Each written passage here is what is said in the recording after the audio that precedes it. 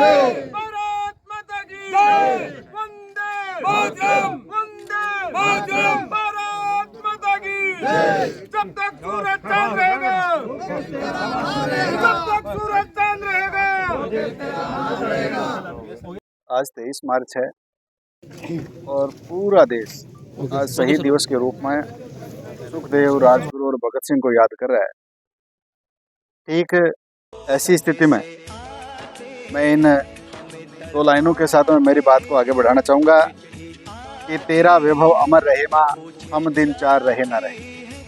अभी हाल ही में 21 मार्च को एक ऐसी ही शहादत हमारे सुलियावास ग्राम पंचायत जो दातारामगढ़ शिकर में पड़ता है, वहाँ के बुर्डक परिवार ने, आसपास का क्षेत्र पूरा जानता है कि लोकेश बुर्डक, पिताजी का नाम परमाराम जी बुर्डक और माताजी का नाम मूली देवी जी का इकलौता लाडला था, बुढ़ापे का सहारा था, अंधे की लाठी था। और आज से 5 साल पहले 2020 में जिस बच्चे की नियुक्ति इंडियन नेवी के SSR में होती है और वो देश की सेवा के लिए अपने घर को छोड़कर नेवी में चला जाता है।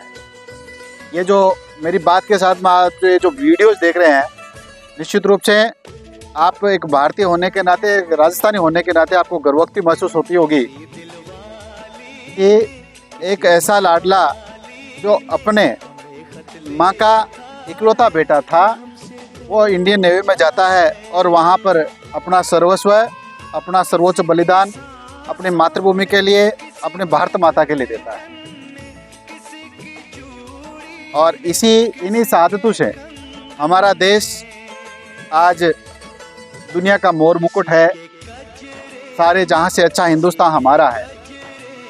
लेकिन इसके दिगर एक बात मैं जो आपके बीच में करना चाह रहा हूँ वो ये कि हमारे देश को भगत सिंह की तो ज़रूरत है, लेकिन भगत सिंह हमारे सामने वाले घर में होना चाहिए। ऐसी सोच रखने वालों के लिए ये मैं आज अपना वीडियो इस लोकेश बुर्डक को, इस महान शहीद को, इस महान भारत माता के सपूत को, सुलियावास के लाडले को लेकर के प्रेषित कर रहा हूँ। आप देखिए, भारत और भारत में भी राजस्थान जो है वो संयुक्त परिवार का एक बड़ा एग्जाम्पल प्रस्तुत करता है और संयुक्त परिवार जो है वो बड़ी आस्था अपने लेकर के रखता है। और संयुक्त परिवार का मतलब ये है कि जहाँ दादा दादी रहते हैं, जहाँ काका बाबा रहते हैं, जहाँ काकी बढ़िया रहती है, और एक परिवार जहाँ पर 20, 25, 30 आदमी, 30 लोगों का परिवार होता है, वो एक जगह बैठ करके खाना खाते हैं। ठीक ऐसा ही एग्जाम्पल लोकेश बुर्डक का परिवार था। दादाजी के 4 बेटे थे, हरदेव जी, नंदाराम जी, परमाराम जी और भगवाना राम जी। और 4 बेटों का पूरा परिवार एक जगह रहता था।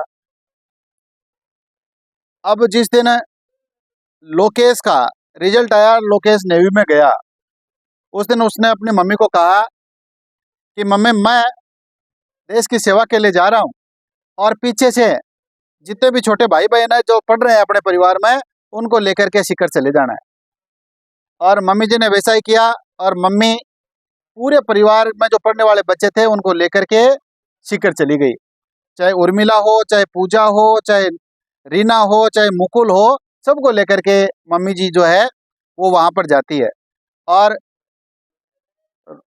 लोकेश का जितना भी जो सैलरी बनती थी वो मम्मी जी के खाते में जाती है और मम्मी जी उसको किराए में, चाहे वो अपने फीस में, सब में डिस्ट्रीब्यूट कर देती है।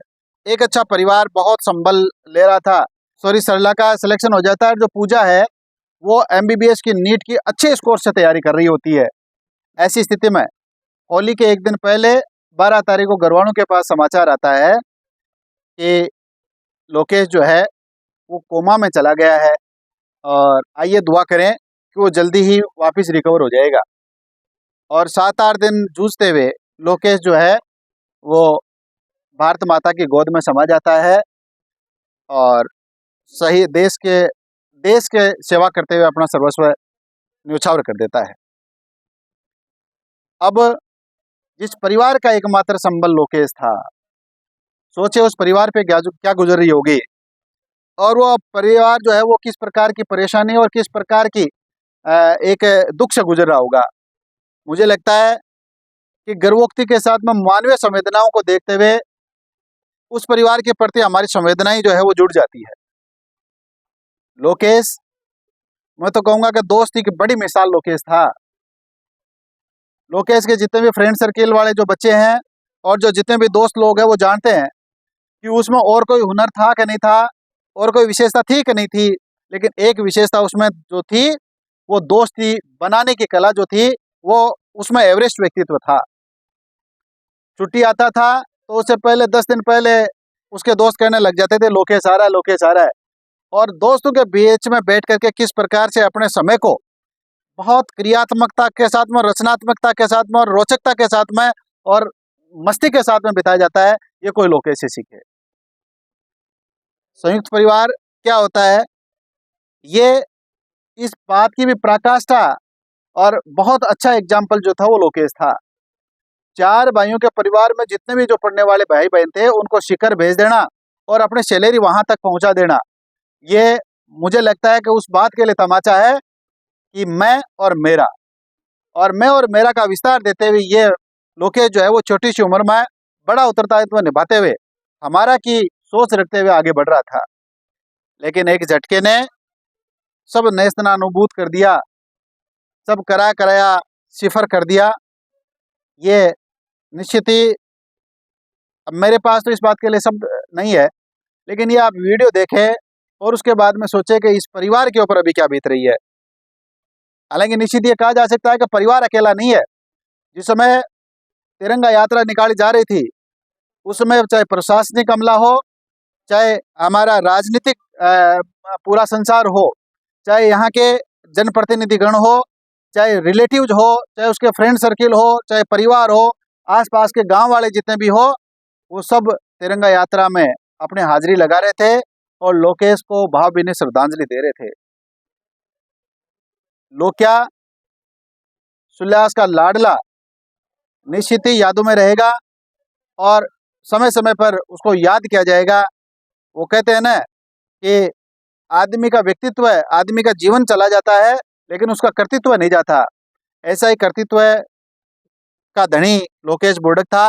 मैं पुनः परमपिता परमेश्वर से निवेदन करूंगा और परमपिता परमेश्वर से प्रार्थना करूंगा कि स्वर्ग में भी जो ऊंचे का स्थान होता है वो लोकेश को मिले, ऐसी हम याचना करें, ऐसी प्रार्थना करें।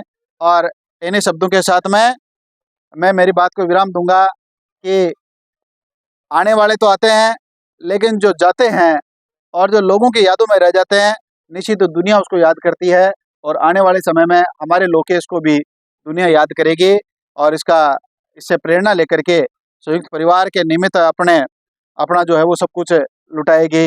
एक लाडला छोटी सी उम्र में देश के नाम जिसने अपना जीवन किया, उन्हें मैं इस शहीद दिवस पर उन्हें याद करते हुए अपनी भावभीनी श्रद्धांजलि और नमन उससे प्रेषित करता हूँ।